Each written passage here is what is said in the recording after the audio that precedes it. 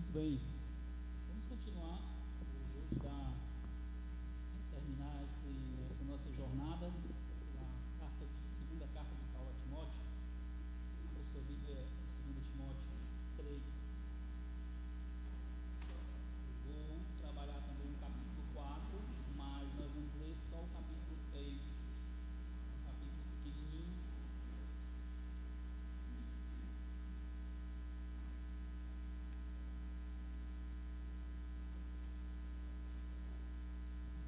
Timóteo, capítulo 3.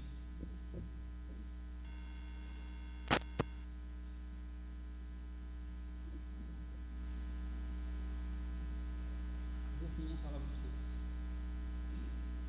mas você precisa saber disto: nos últimos dias sobrevirão tempos difíceis, pois os seres humanos serão egoístas, avarentos, orgulhosos, arrogantes, blasfemadores, desobedientes aos pais, ingratos, ímpios, sem afeição natural, implacáveis, caluniadores, sem domínio de si, cruéis, inimigos do bem, traidores, atrevidos, convencidos, mais amigos dos prazeres do que amigos de Deus, tendo forma de piedade, mas negando o poder dela. Fique longe também destes, pois entre eles se encontram os que se infiltram nas casas e conseguem cativar mulheres tolas, sobrecarregadas de pecados, que são levadas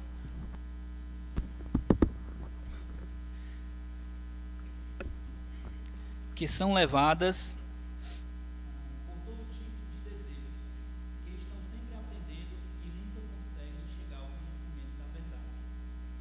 E do mesmo modo que Janes e Jambres resistiram a Moisés também, esses resistem à verdade.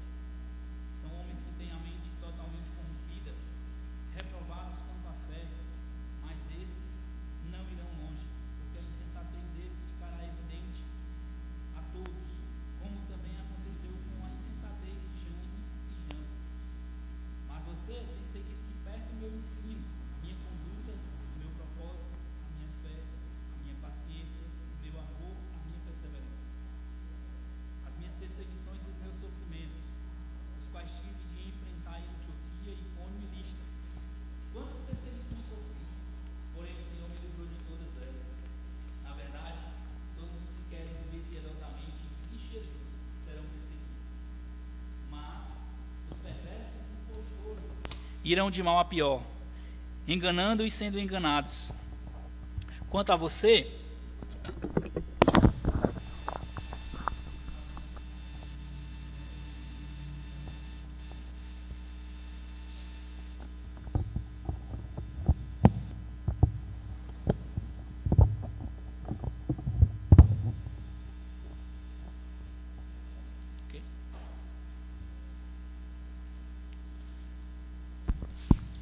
vou continuar aqui.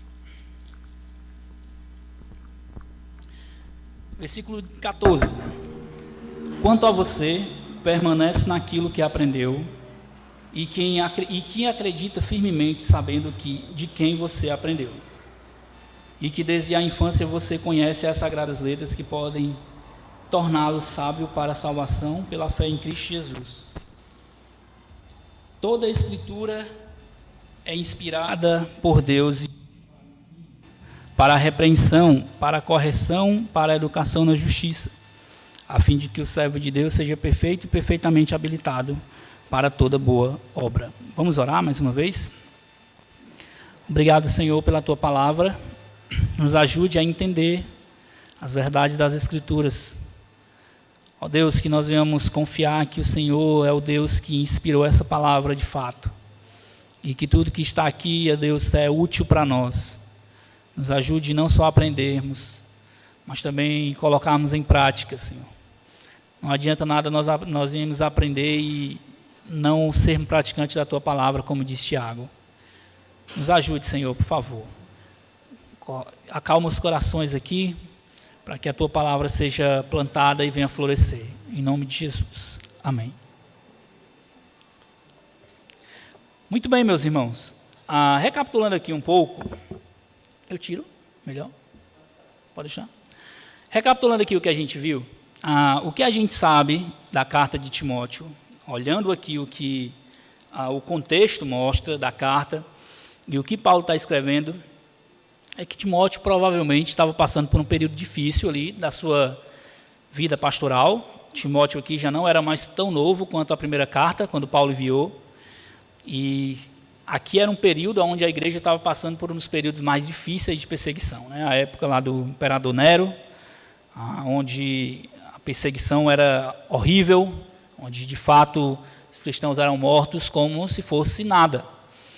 E Timóteo talvez estava com muita confusão na cabeça e até mesmo com muitas opiniões, como a gente viu na semana passada. E Paulo começa a carta mostrando algumas lembranças para Timóteo. No capítulo 1, os versículos 1 ao 7, a gente vê que Paulo traz algumas lembranças encorajadoras para Timóteo. Paulo traz a lembrança a lembrança de Timóteo, algumas coisas que mexiam com a sua fé, ou que se referiam à sua fé. E como ele sabia que aquilo era verdadeiro. Ele estava lembrando a Timóteo isso. Paulo também mostra um testemunho encorajador. Ele usa o seu próprio testemunho para mostrar a Timóteo que ele não precisaria desistir naquela situação, ou não deveria. E Paulo também mostra nos versículos 15 a 18, que mesmo no meio das perseguições, o Senhor nos manda pessoas encorajadoras. A primeira mensagem que a gente viu foi que para o cristão desistir não era uma opção. Passamos um domingo, que foi o Dia das Mães. No domingo passado, a gente trabalhou o capítulo 2, e o que Paulo está dizendo para Timóteo é que, Timóteo, você não é todo mundo.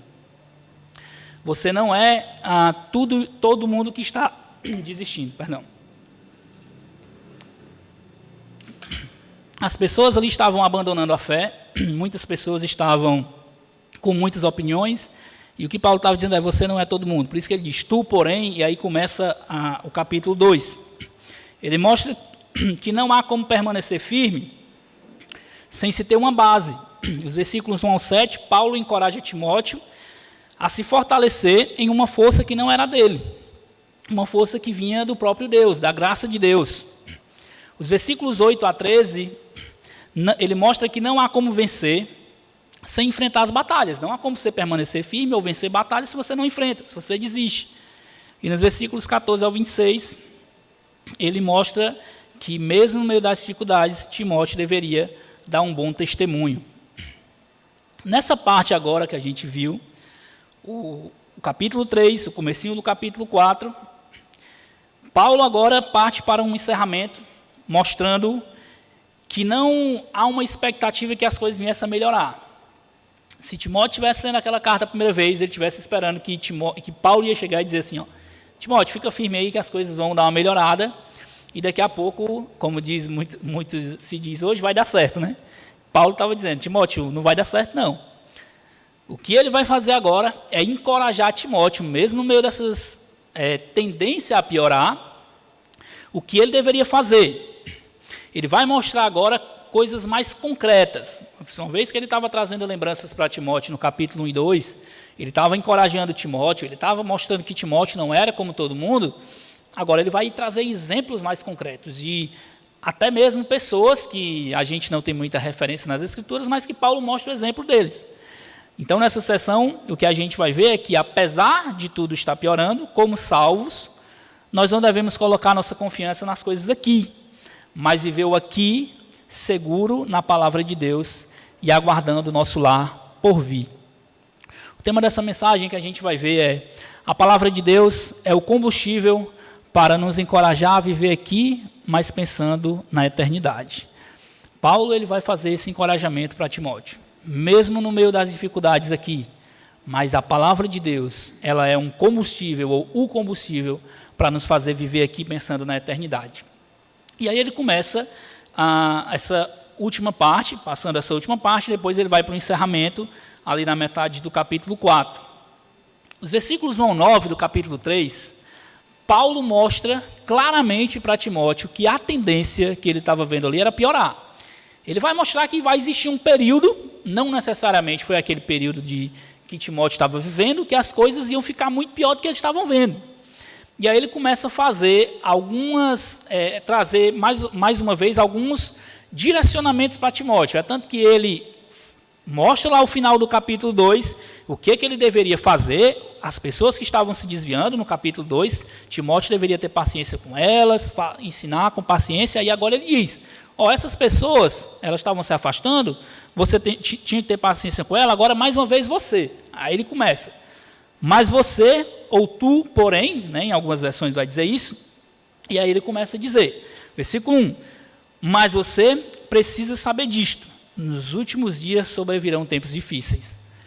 Sim, Timóteo estava esperando que ia haver uma digressão aqui de Paulo, ele quebra a cara, né? Porque Paulo ele começa aumentando, continua aumentando aqui a perspectiva de sofrimento para Timóteo.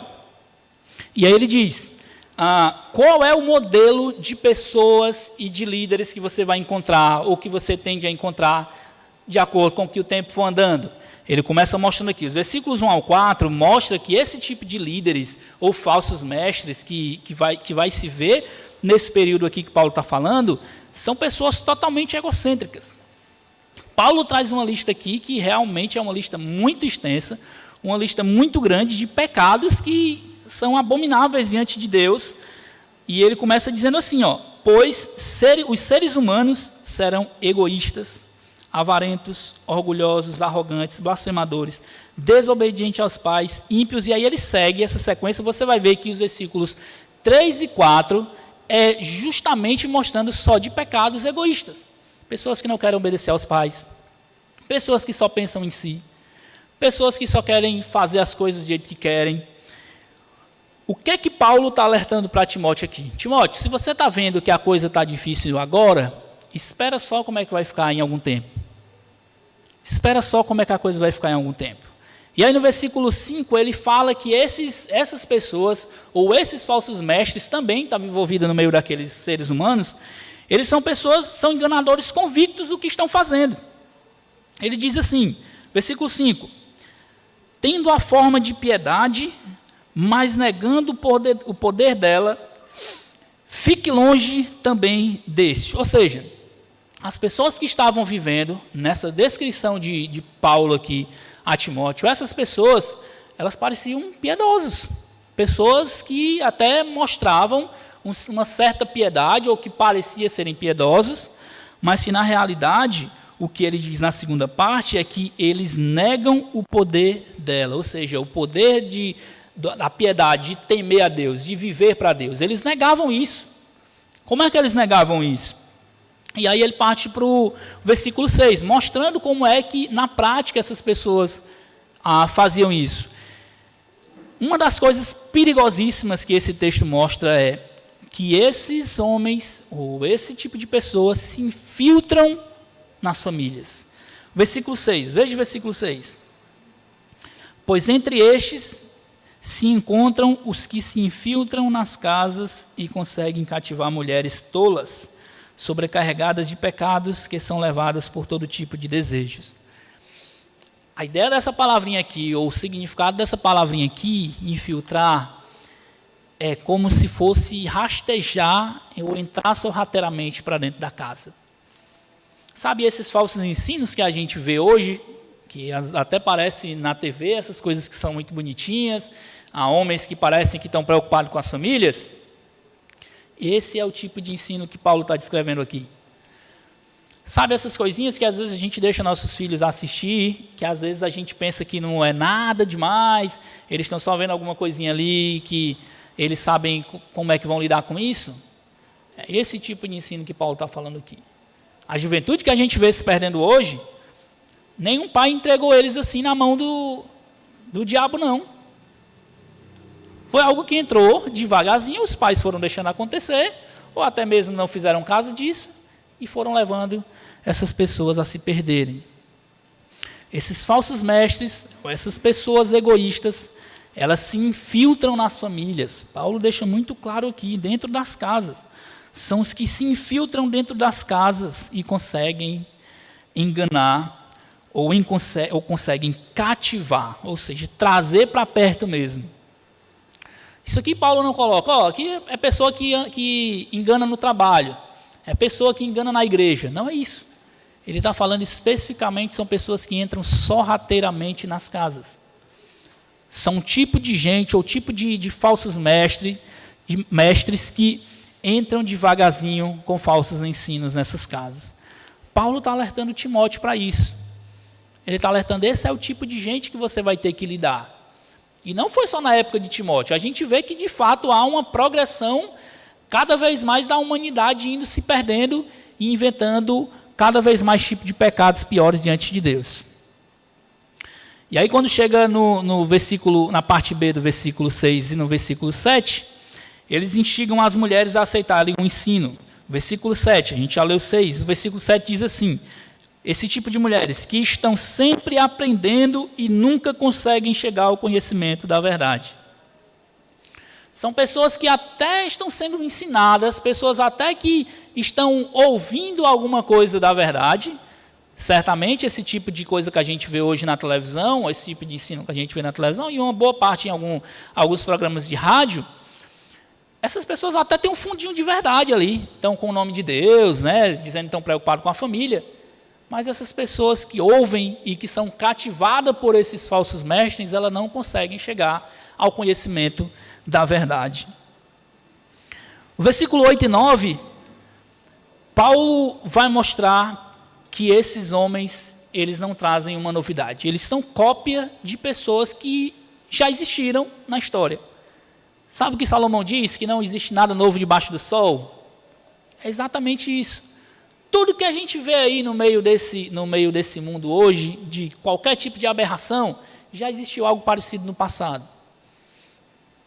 Paulo ele faz referência agora a, talvez, ninguém sabe quem era Janes e Jambres, mas talvez seja algum daqueles magos lá do Egito, que se bateram de frente com Moisés.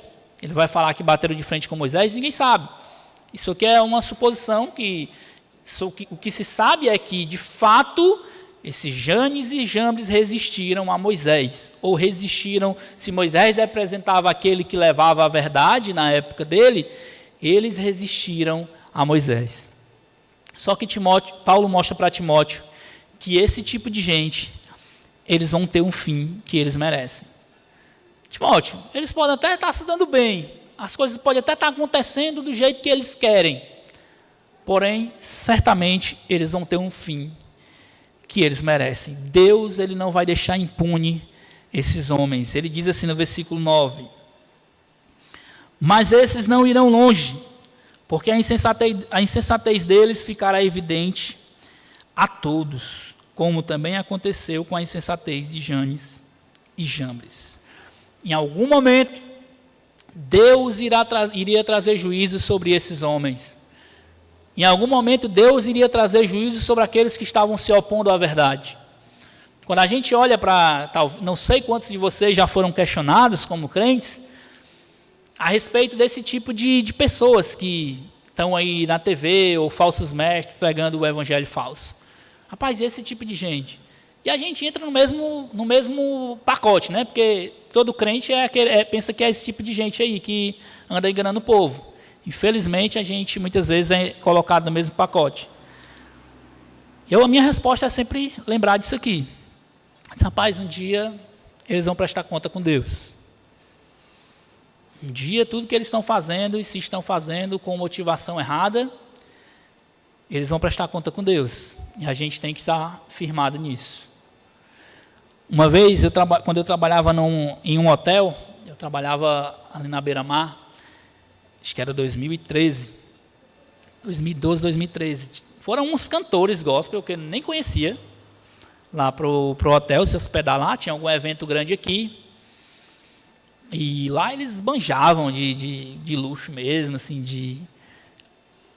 enfim, gastar mesmo dinheiro como podiam. Eu não vejo problema nenhum se eles têm o dinheiro. Porém, em algum momento alguém foi fazer o pagamento para eles lá, e esse pagamento foi feito na recepção. Era um bolo de dinheiro, assim, pelo evento. E o recepcionista, o chefe da recepção, eu estava lá com ele se escandalizou muito com aquilo. Ele chegou para mim e perguntou assim: rapaz, por que esses homens fazem isso? Eles estão tomando dinheiro de pessoas que às vezes nem têm. Eu disse assim: cara, infelizmente, isso sempre existiu. E eles vão prestar conta com Deus em algum momento. Eu não posso tratar com a atitude deles. E eu concordo com você que está errado mesmo. Eles fazerem show em nome de Deus, lucrar em nome de Deus, está errado. Não é esse o objetivo de Deus. Mas fique certo que um dia todos eles vão prestar conta diante de Deus. E é justamente o que Paulo está dizendo aqui. Se existia alguma dúvida na cabeça de Timóteo, por que aquilo acontecia e, teoricamente, Deus não fazia nada, Paulo ele está lembrando para Timóteo: Timóteo, fique certo, vai chegar algum momento que todos vão prestar conta diante de Deus. E esses aí não vão ficar impunes. Então, Paulo começa nessa primeira sessão aqui, mostrando para Timóteo que não existia uma esperança que as coisas fossem melhorar. Isso quer dizer que a gente vai jogar tudo para cima e deixar de viver, deixar de trabalhar, porque as coisas vão piorar? Não. A gente não pode pegar um texto isolado e interpretar e deixar os outros de lado. O que Paulo está mostrando para Timóteo aqui é que não há uma tendência de que o ser humano venha a melhorar no sentido de que tudo vai viver bem. Se a gente coloca hoje a nossa esperança em alguma coisa, ou pessoa, ou trabalho, político, quem quer que seja, eu tenho uma notícia triste: as coisas vão piorar e eles não vão ter o que fazer para melhorar, não. As coisas vão piorar e eles não vão poder melhorar, a menos que o Senhor permita que a gente viva um momentozinho melhor, como Ele permite, em algumas partes da história, mas a esperança é que as coisas vão melhorar só quando nós chegarmos para estar com o nosso Deus. E aí Paulo parte para a segunda parte. Diante disso, o que é que nós devemos fazer? Se as coisas vão piorar, se eu estou vivendo nesse mundo, eu preciso preciso viver minha vida. Paulo então mostra que nós precisamos estar firmes e seguros na palavra de Deus, naquilo que a palavra de Deus diz. E aí o versículo 10 a 13, Paulo alerta a Timóteo que ele deve se opor, que se opor ao erro, certamente vai vir perseguição. Paulo traz um alerta: Timóteo, se você vai se opor a esse tipo de gente, pode ter certeza que você vai ser perseguido. Pode ter certeza que você não vai ser o cara que vai ser o queridinho da turma. Ele diz assim, versículo 10: mas você tem seguido de perto o meu ensino, a minha conduta, o meu propósito, a minha fé, a minha paciência, o meu amor, a minha perseverança, as minhas perseguições e os meus sofrimentos, os quais tive de enfrentar em Antioquia, Icônio, Listra, e quantas perseguições sofri, porém o Senhor me livrou de todas elas. Na verdade, todos os que querem viver piedosamente em Cristo Jesus serão perseguidos, mas os perversos e impostores irão de mal a pior, enganando e sendo enganados. Mais uma vez, ele faz aqui o contraste, mostrando: olha, você vai se opor a esse tipo de gente, você vai se opor a esse tipo de ensino, no meio dessas dificuldades, se prepare, que você não vai ser queridinho por eles, não. E aí ele encoraja: se você quer viver piedosamente e você quer agradar a Deus, você vai sofrer algum tipo de perseguição. Não existe nenhum aqui, nenhum de nós até hoje, que queira fazer a vontade de Deus exclusivamente e de alguma maneira a gente não sofra algum tipo de perseguição. Ou pelo menos algum tipo de retração, de pessoas não quererem estar perto de você, ou de às vezes fazer questões de falar contra você, ou de ser contra você, em algum tipo de algum nível você vai sofrer perseguição. Perseguição nem sempre é só aqueles irmãos que estão morrendo lá no Oriente Médio, em alguns lugares da África, não. Perseguição é o fato de as pessoas se oporem a você só porque você quer agradar a Deus. E é o que Paulo está dizendo aqui, Timóteo, fique certo, ele alerta Timóteo de que se você vai opor ao erro, você vai sofrer perseguição. Fique seguro nisso. Os versículos 14 ao 17, Paulo então mostra para Timóteo que Timóteo iria continuar o trabalho, mas para isso ele precisaria se manter firme nas Sagradas Escrituras. Olha, Timóteo, você vai se opor a esse tipo de gente, você precisa continuar o trabalho que você está fazendo, mas você vai ter que se firmar nas Escrituras. Não é naquilo que você acha, não é naquilo que você pensa, não é nas fábulas, não é. É nas Escrituras. E aí ele diz aqui, versículo 14: quanto a você, permaneça firme naquilo que aprendeu e que acredita firmemente, sabendo de quem você aprendeu. E que desde a infância você conhece as Sagradas Letras, que pode torná-lo sábio para a salvação e pela fé em Cristo Jesus. Ele mostra aqui que ele deveria permanecer firme na doutrina que ele já conhecia. Não era algo novo. Ele não precisaria de nenhuma novidade, ele não precisaria estar ouvindo ninguém de opiniões diferentes, ele precisaria apenas fazer e continuar firme naquilo que ele já conhecia, nas Sagradas Escrituras. E o versículo 16 e 17, ele mostra que ele deveria estar certo de que a palavra de Deus o capacitaria para isso. O fato de ele ser perseguido, o fato de ele precisar continuar o serviço ou o pastorado, ele deveria se firmar de que a palavra de Deus o capacitaria para isso. E aí ele diz, versículo 16: toda a Escritura é inspirada por Deus e útil para o ensino, para a repreensão, para a correção, para a educação na justiça, a fim de que o servo de Deus seja perfeito e perfeitamente habilitado para toda boa obra. A palavra de Deus, ela é inspirada, ele está dizendo. Só ela teve o sopro e a direção de Deus na proclamação e na preservação. Só a palavra de Deus. Não há uma fábula, não há uma historinha que se manteve do jeito que a palavra de Deus se manteve. Abra sua Bíblia em 2 Pedro. 2 Pedro 1.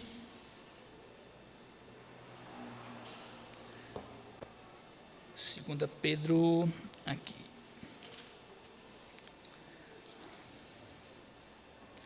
2 Pedro capítulo 1, o versículos 20 e 21 diz assim, a respeito da inspiração da palavra de Deus. Diz assim: primeiramente, porém, saibam que nenhuma profecia da Escritura provém de interpretação pessoal, porque nunca, jamais, qualquer profecia foi dada por vontade humana. Entretanto, homens falaram da parte de Deus, movidos pelo Espírito Santo. O que Paulo está dizendo aqui, aliás, o que Pedro está dizendo aqui, é que não existe nenhuma palavra, nenhuma profecia da Escritura que provém de interpretação pessoal. Alguém que achou que aquilo ali era verdade, foi lá e falou, não. A palavra de Deus, ela é totalmente inspirada por Deus. Ela é aquela que foi proclamada por Deus através de homens e foi preservada por Deus. Essa palavra que a gente tem aqui hoje, se você dá pode depois dar uma olhadinha sobre o que chamam-se de crítica textual, para você ver o quanto é a preservação das Escrituras para chegar até a gente, é algo fantástico.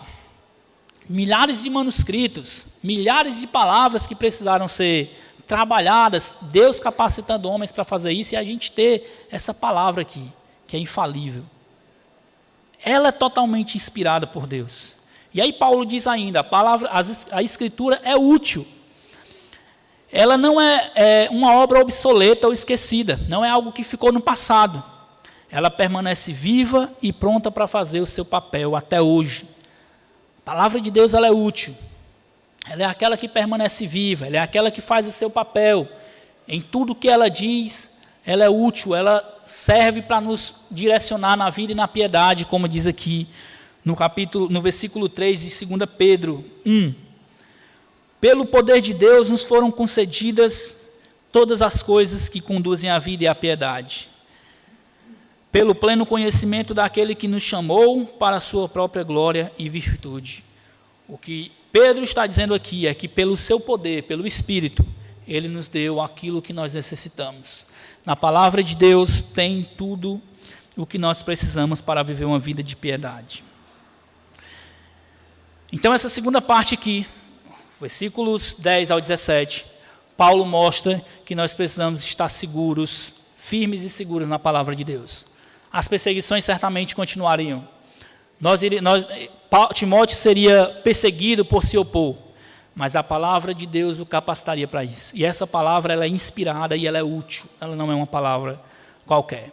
Então, parte para o final aqui dessa sessão instrutiva, depois é mais uma sessão de instrução para quando ele for encontrar Paulo, essa primeira parte do capítulo 4, o que Paulo vai mostrar aqui é que tudo, de alguma maneira, vai convergir na eternidade com Cristo. E isso é suficiente, isso basta.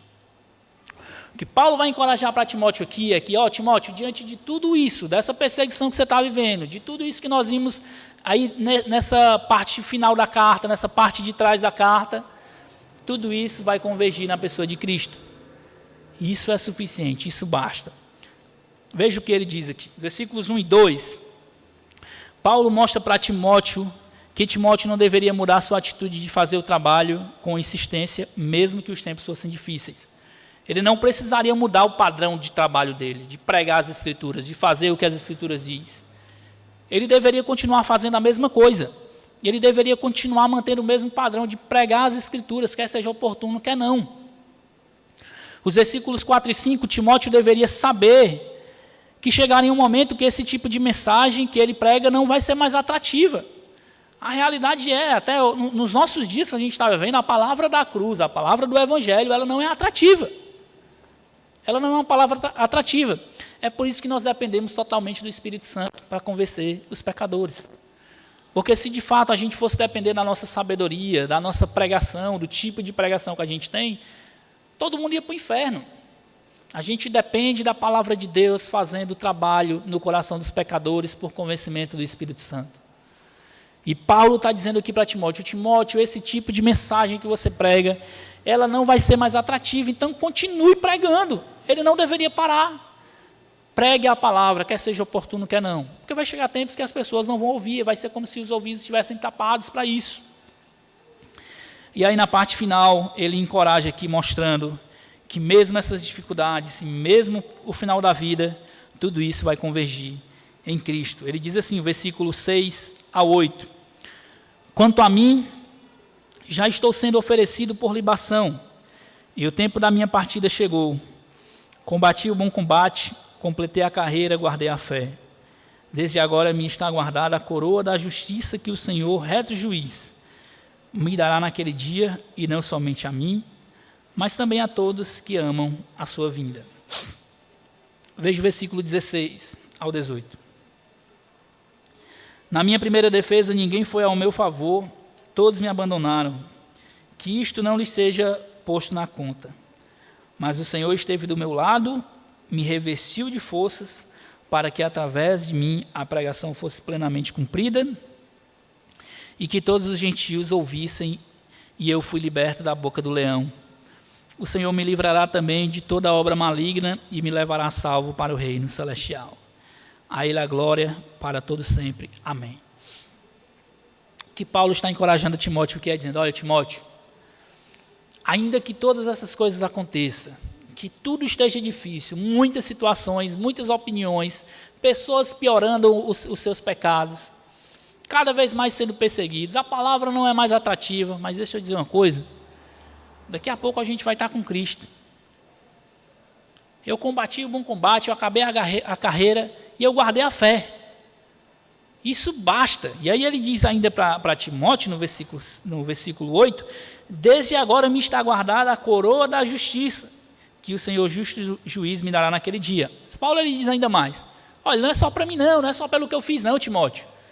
Ah, porque eu plantei muitas igrejas, porque eu fui um grande missionário. Não, ele diz assim, e não somente a mim, mas também a todos os que amam a sua vinda, ou que aguardam a sua vinda. Isso é uma certeza. Tempos difíceis não é tempo para a gente baixar a guarda, como a gente está vivendo hoje. Tempos difíceis não é tempo da gente deixar as Escrituras na estante. Tempos difíceis, tempos onde requer mais de nós, onde requer mais alerta de nós, onde as coisas estão piorando, é tempo onde a Escritura deve falar mais alto no nosso coração, onde a Escritura deve ter mais lugar na nossa vida, e onde a eternidade deve ser cada vez mais vista através de nós. Nós devemos cada vez mais ter isso em mente. Charles Spurgeon, ele orava, ele fez uma oração e ele disse assim, Senhor, grave a eternidade nos meus olhos. A gente devia pedir isso para Deus, para gravar a eternidade nos nossos olhos, andar, viver nesse mundo, mas olhando para o que há de vir. Em conclusão, o que nós temos que ver é que, se olharmos para as circunstâncias e acontecimentos do mundo, certamente nós seremos desanimados na caminhada. Isso é certo. Se nós colocarmos os nossos olhos no que está acontecendo no mundo, no caminho que o mundo está tomando, nós vamos desanimar. Porém, quando nós vivemos aqui, com os olhos na eternidade, as dificuldades desse mundo, serão um impulso para amarmos e ansiarmos cada vez mais estar com o nosso Salvador. As dificuldades desse mundo, tudo que nós vivemos aqui, vai ser apenas um impulso para que nós venhamos amar o Senhor, ansiar estar mais com Ele. Não é para nós desanimarmos, deixar tudo, a coisa já está ruim mesmo, está caminhando, eu vou deixar tudo aqui. Não, não. É um impulso para a gente amar cada vez mais o que Jesus fez por nós, de morrer naquela cruz quando nós éramos ainda pecadores, e de ansiarmos o que está escrito lá em Apocalipse, capítulo 21, se você puder abrir comigo, para a gente ler os primeiros 5 versículos, de ansiarmos essa descrição aqui, que o Senhor Jesus mostrou para João e ele registrou em Apocalipse. Apocalipse 21.